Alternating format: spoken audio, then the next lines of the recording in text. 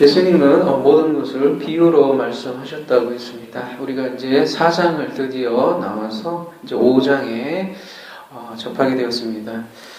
근데 예수님께서 하시는 이적도 마찬가지로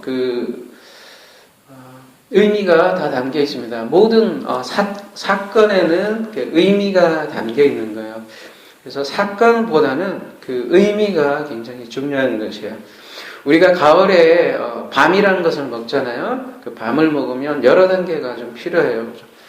밤이라는 것은 밤 바깥에 까칠까칠한 가시가 먼저 있어요. 요거를 걸러내야 하죠. 그리고 그걸 걸러내도 또 딱딱한 껍질이 있죠. 그래서 요거를 또 칼로 이렇게 찢어내면 또 겉에 텁텁한 뭐라 하죠? 그걸 텁텁한 속껍질로 또 한번 이렇게 쌓여 있죠. 그래서 그걸 칼로 이렇게 깎아야만 드디어 밤이 나오는 거죠. 그래서 밤을 먹는다 하면 그 안에 알맹이지요. 우리가 오늘 본문을 읽을 때도 그렇습니다. 이 본문을 밤에 바깥에 껍질로 본다면 우리는 2,000마리 돼지나 이런 것만 눈에 보이게 되겠죠. 혹은 예수님께서 이러한 이적 행사를 하니까 우리 주님은 엄청나게 강하신 분이구나, 하나님이시구나. 그리고 혹은 또 그런 이적 행위를 또 흉내 내시는 분도 있지요. 근데 제가 말씀드리고 싶은 것은 우리가 밤 알맹이를 먹자는 것이죠. 그렇다면 오늘 본문에서 그 알맹이에 해당하는 이 사건의 진정한 의미는 무엇일까라는 것입니다. 오늘 본문은 예수님께서 지금 바람과 바다를 잠잠하게 하는 이적 뒤에 나옵니다. 그래서 앞에 본문과 상당히 밀접한 관계가 있습니다. 오늘 본문도 여지없이 하나님의 구원의 사건을 적나라하게 보여주고 있고요. 그 구원을 어떻게 이루어 가시는가를 보여주고 있습니다.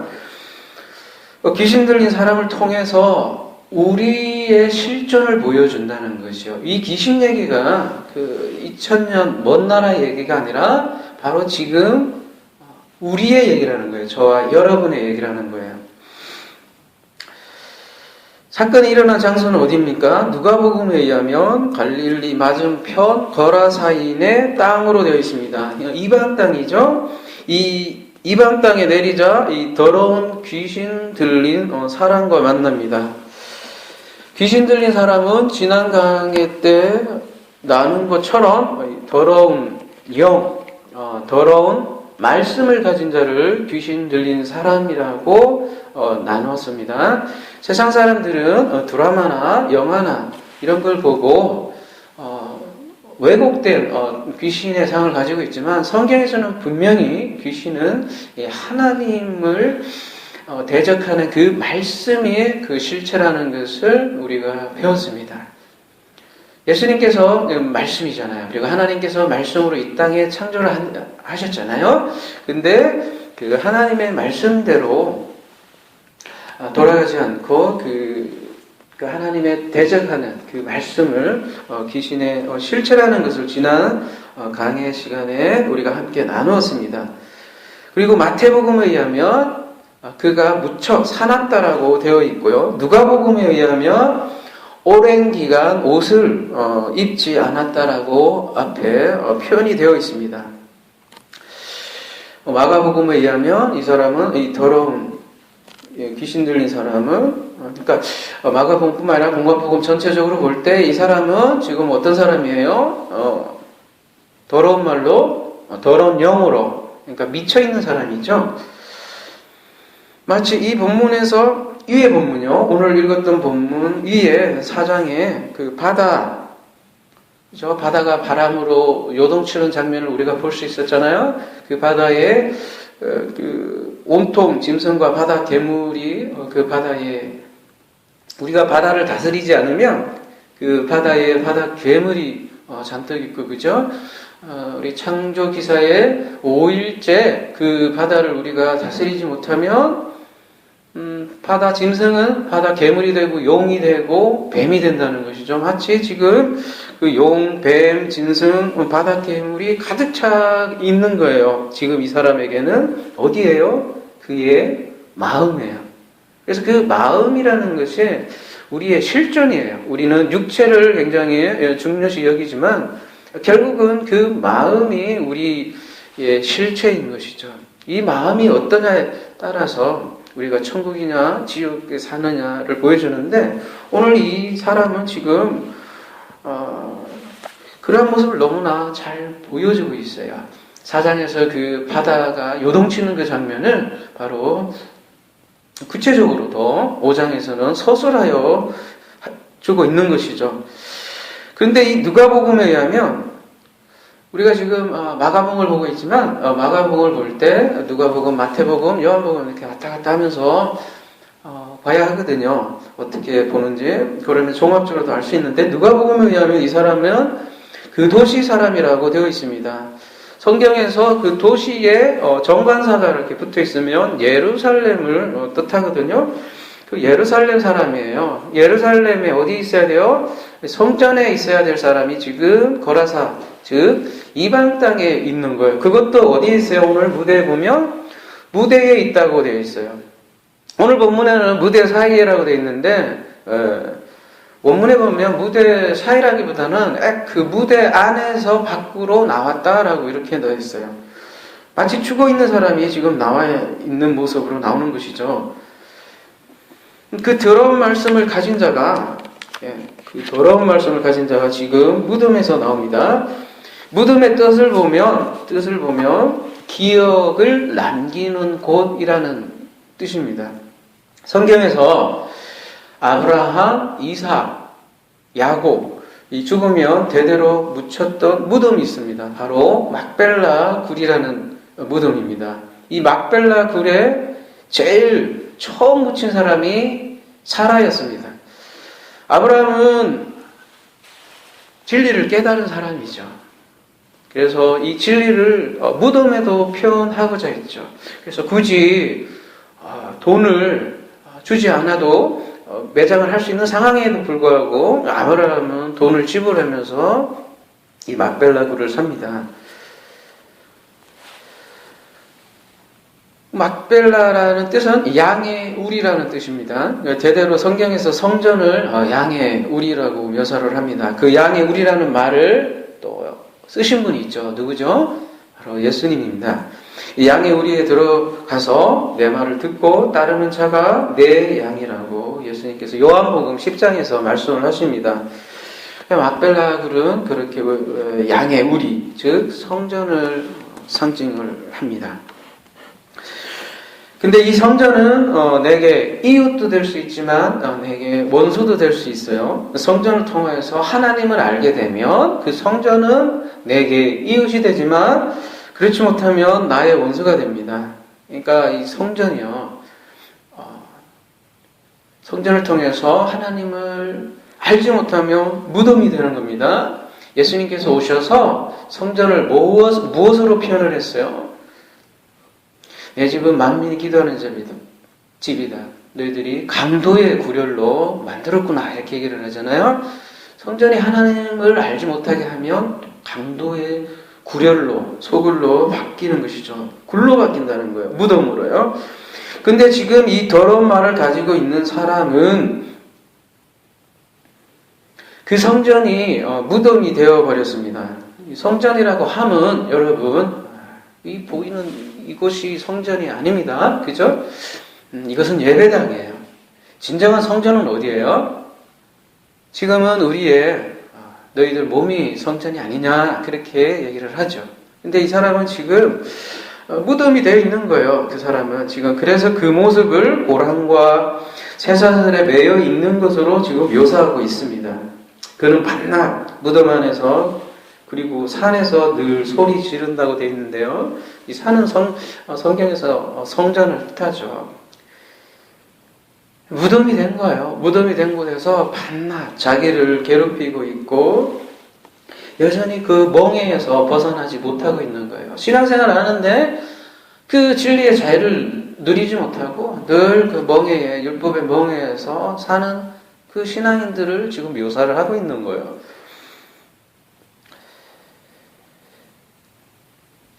자유가 없죠. 자유가 없죠. 신앙생활을 하면서도 자유가 없고 늘 율법의 멍에가 있다면 세상 사람들하고 뭐가 같겠습니까? 지금 무덤에 있는 거나 다름이 없는 거죠. 그러한 자에게 예수님께서 지금 짝으로 오신 겁니다. 그런데도 그 짝을 거부합니다. 그래서 이 더러운 영을 가진 사람이 뭐라고 얘기를 합니까? 나와 당신이 무슨 상관입니까? 라고 얘기를 하죠. 여러분, 우리가 마가복음 2장에서도 그 귀신 들린 사람이 그때는 회당에 직접적으로 있었죠. 그 사람이 뭐라고 고백을 해요? 나와 당신이 무슨 상관입니까? 라고 얘기를 하죠.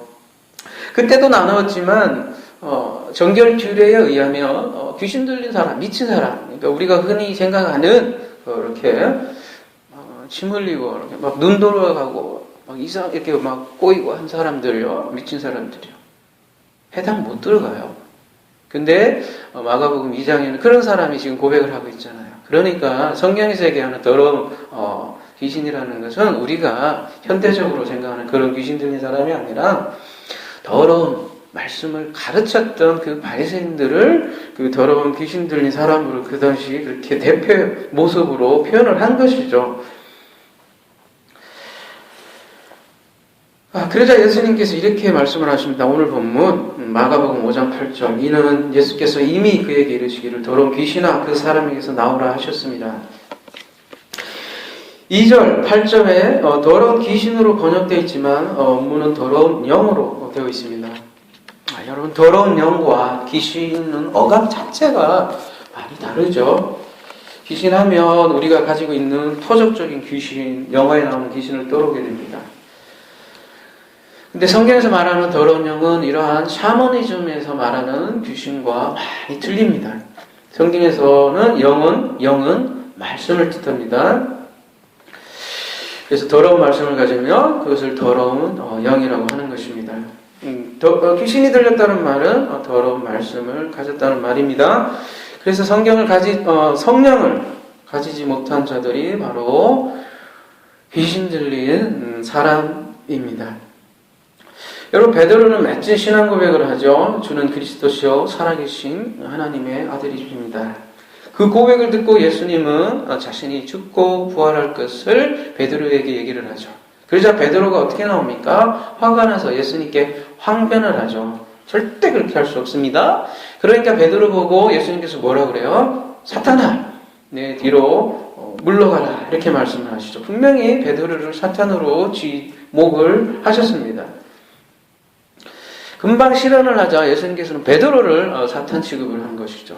그 베드로가 그렇듯 베드로가 왜 사탄이라는 소리를 들어야만 합니까? 그 베드로가 가진 그 말씀 때문이에요. 금방 주는 그리스도요 살아계신 하나님의 아들이요 이렇게 얘기를 하면서 금방 하나님의 일을 대적하잖아요.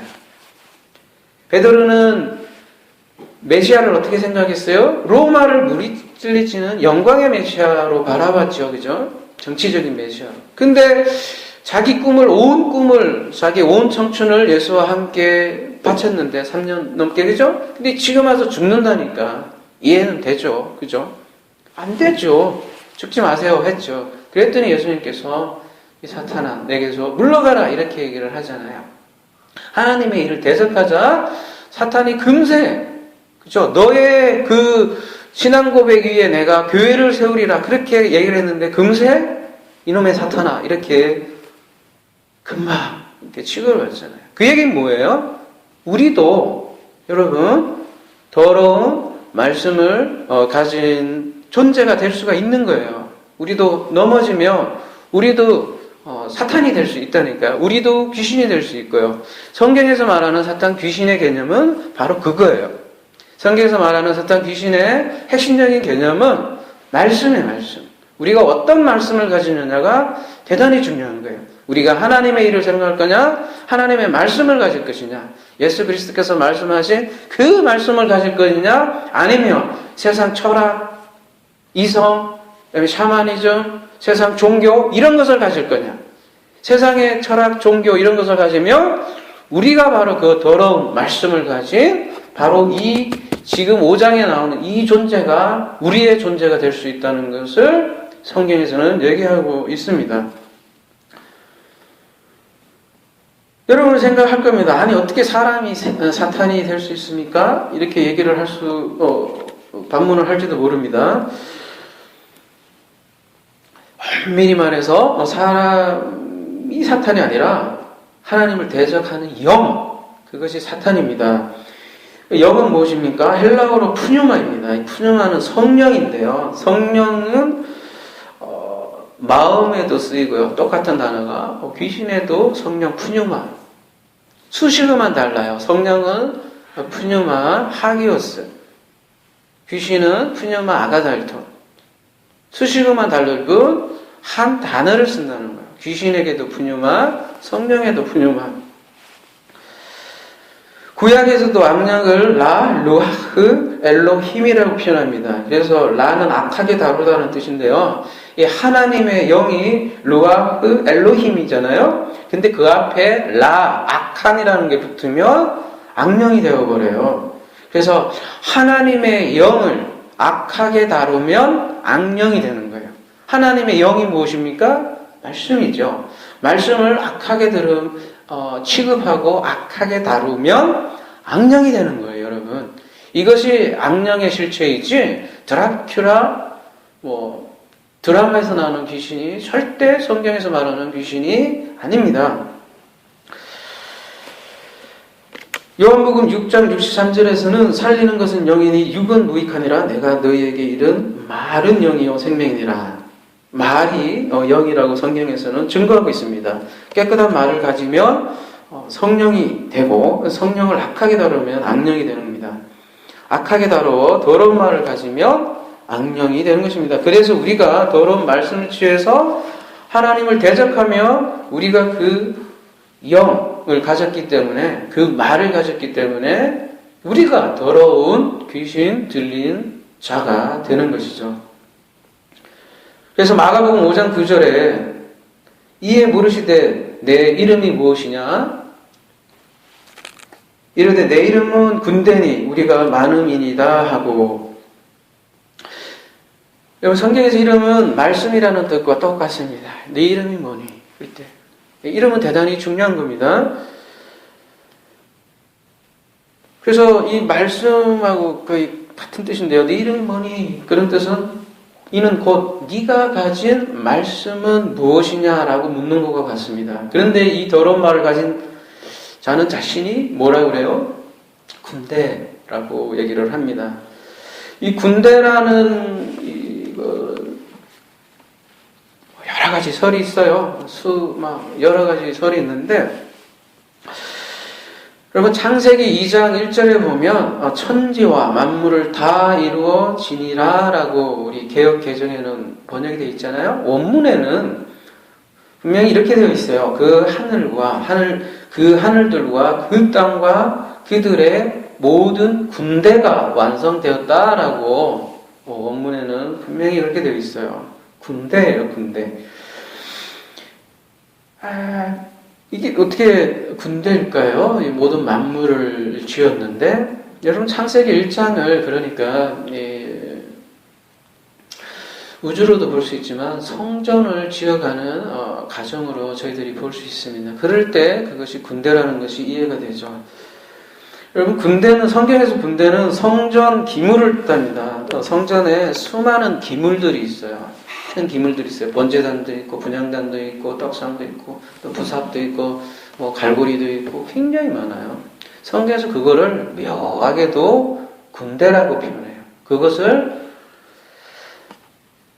여호와의 군대라고 그래요. 근데 반면에 그러니까 여호와 엘로힘의 군대라고 하고 반면에 성전을 통해서 그 진리가 된 사람들을 또 여호와 군대라고 해요. 지금 귀신 들린 사람이 말하는 군대는 성전 기물을 뜻합니다. 곧 무슨 뜻이냐면 비진리의 말을 뜻하는 것입니다. 아까도 제가 말씀드렸잖아요. 성전이 하나님의 뜻을 말하게 하고 하나님의 마음을 알게 하고 성전을 통해서 하나님을 알게 되면 성전은 나에게 이웃이 돼요. 근데 성전이 그런 역할을 전혀 못해요. 엉뚱한 방향으로 가요. 그러면 나에게 원수가 돼요. 지금 이 사람은 지금 성전을 통해서 진리가 되지 않고 비진리의 사람이 된 거예요. 비진리의 말을 갖게 된 거예요. 그래서 많은 더러운 말을 가지고 된 거죠. 그 모습을 바로 군대라고 하는 거예요. 그 더러운 귀신이 지금 2,000마리가 되는 돼지에 들어갑니다. 무슨 말입니까? 그 사람 안에 그만큼 많은 더러운 더러운 말이 있었다는 것을 예수님께서 지금 시각적으로 보여주는 것입니다. 비진리가 물에 빠져 죽는 것입니다. 땅에서 바다로 몰아내십니다. 2,000마리 돼지는 무엇을 뜻합니까? 여러분, 진주를 개나 돼지에게 던지지 말라는 말이 있습니다. 그런데 지금 이 사람이 가지고 있는 것은 이 더러운 말입니다. 그러므로 돼지에게 허락하십니다. 그 돼지 떼는 우상숭배자들, 곧 바리새인과 사두개인들입니다. 이 비진리를 땅에서 빼내어서 바다에 몰아버리는 것이죠. 즉 이 땅은 성전을 상징하는데요. 이 성전에서 뽑아내서 바다에 빠져버리는 거죠. 그러니까 성전을 깨끗하게 하는 장면입니다. 결국 성전은 우리입니다. 이 성전이 깨끗해지는 장면이에요. 이 비진리의 성전을 바다에다가 어떻게 해요? 던져버리는 장면이죠. 여러분, 누가복음 17장 6절에 주께서 이르시되 너희에게 겨자씨 한 알만한 믿음이 있으면 이 뽕나무더러 뿌리가 뽑혀 바다에 심겨라 하였을 것이요 그것이 너희에게 순종하였으리라. 뽕나무로 되어 있지만 원래는 무화과 나무입니다. 무화과 나무는 씨가 없는 나무죠. 너희에게 씨가 없는 나무는 씨가 없는 성전을 뜻합니다. 말씀이 없는 사람을 무화과 나무로 항상 성경에서는 묘사를 합니다. 근데 한 알에 겨자씨만한 믿음이 있으면 이 무화과 나무를 바다에다가 집어 던진대요. 우리에게 겨자씨만한 한 알에 겨자씨만한 믿음이 있다면 우리의 옛 성전을 뽑아버릴 수 있다는 얘기입니다. 똑같은 얘기예요. 지금 2,000마리 군대를 바다에다가 몰살시키는 거나 우리 안에 있는 더러운 말을 뽑아내는 장면. 그러니까 그거를 무화과 나무를 바다에다가 집어던질 수 있다라고 얘기하는 거예요. 우리가 기도해서 지금 여기 있는 이러한 식물들이 바다로 슉 날아가서 들어간다는 얘기가 아니에요. 그러자 이 사람이 어떻게 됩니까? 15절에 보면 옷을 입고 정신이 온전해집니다. 성경에서 옷이라는 것은 여러 가지 의미를 상징하죠. 그리스도의 옷을 입다. 그런 말씀도 있고요. 시간이 너무 갈 수 있으니까 그 부분을 생략하고요. 정신이 온전하다라고 번역이 되어 있는데 건전한 마음이 되었다. 원어에 보다 충실하게 번역을 하면 건전한 마음이 된 거예요. 즉 귀신과 마음이 아주 밀접한 관계가 있는 거예요. 더러운 말을 담으면 귀신이 되는 것이고 우리가 깨끗한 말씀을 가지면 건전한 마음이 되는 거예요. 마음 중요해요, 여러분. 우리 성령 충만 하는데요. 결코 추상적인 개념이 아니고 깨끗한 마음이 되는 게 성령 충만한 것입니다. 건전한 마음이 되기 전에는 더러운 말을 가지고 있습니다. 그런데 이제 겉옷을 입은 거예요. 이 옷도 속옷이 아니에요. 지금 겉옷을 귀신 들렸던 사람이 드디어 입게 되고 그 옷은 예수 그리스도를 뜻하죠. 그 옷을 입자 건전한 마음이 된 것입니다. 이 진리로 옷 입은 것입니다. 말씀을 마무리하겠습니다. 사람이 곧 성전입니다. 이 성전 안에 더러운 말을 담을 수도 있고 깨끗한 말을 담을 수도 있습니다. 더러운 말을 담으면 악령을 가지고 있는 거고, 깨끗한 말을 담고 있으면 성령이 충만한 것입니다. 성령이 없는 자에게는 2,000개가 넘는, 그죠? 2,000개가 넘는 더러운 말이 우리 안에 있습니다. 여러분, 말 2,000개가 넘는, 2,000개가 뭡니까? 그걸 예수님께서 시각적으로 보여주는 사건이죠. 우리에게는 2,000개도 넘는 말, 생각, 가치관들이 가득 차 있어요. 하나님의 마음만 가지고 있어야 되는데 다른 말들을 2,000개 넘게 갖고 있다는 거예요.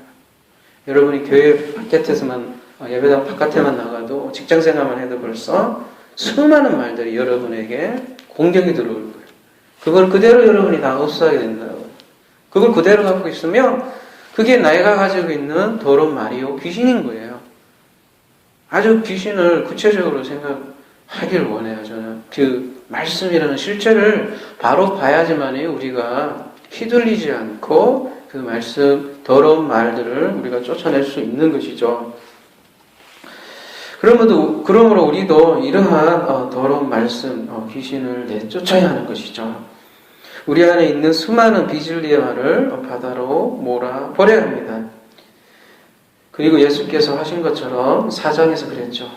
바다야, 잠잠하라, 고요하라. 그 말씀이 바로 이 말씀입니다. 우리 안에 있는 수많은 더러운 말, 더러운 생각, 더러운 가치관, 그것이 우리를 요동치게 해요. 우리의 수많은 환경과 환경이 바뀔 수는 있어요. 그죠? 그것으로 인해서 바다가 요동칠 수는 있어요. 그러나 하나님의 말씀을 가진 자는 그 환경에 요동치지 않아요. 그 환경을 명령을 해요. 바다야, 잠잠하라, 고요하라. 예수님처럼 편히 잠잘 수 있는 것이죠. 이러한 안식이 여러분에게 가득하기를 오늘도 소망합니다.